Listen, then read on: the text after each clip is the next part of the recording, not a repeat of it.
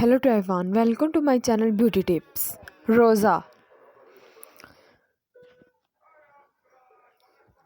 حضرت خواجہ غلام فرید اپنے مریدوں کے جھرمٹ میں تشریف فرمائے تھے۔ رمضان مبارک کا مہینہ تھا، سبیہ الہی میں مشغولات تھے۔ عصر کے وقت ایک نوجوان ہندو جوڑا حاضر ہوا خدمت میں، جو آپ کے لیے شکر کا شربت تیار کر کے لایا تھا۔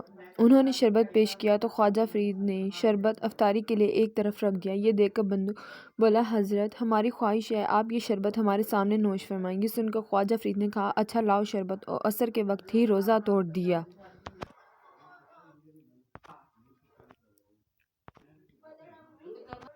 یہ منظر دیکھ کر ہندو جوڑا بہت خوش ہوا۔ آپ نے ہمارا شربت ہمارے ہی برتن میں پی کر ہماری خواہش پوری کر دی۔ جب وہ چلے گئے تو مریدوں کی طرف سے آپ پر شدید تنقید ہوئی کہ ہندو جوڑے کی توجہ سے روزہ توڑا، اب کفارہ ادا کرنا ہوگا۔ آپ سب کی سنتے رہے اور کہا، آپ لوگوں کی باتوں کا جواب میں کل دوں گا۔ اگلے روز بندوں کی پوری بستی مسلمان ہونے کے لیے حاضر ہوگی۔ وہی مریدین خواجہ صاحب کے ارد گرد بیٹھے تھے۔ کچھ بوڑھے ہندو کہنے لگے، ہمارے نوجوان جوڑے کا اصرار تھا کہ وہ آپ کو شربت پلائیں گے۔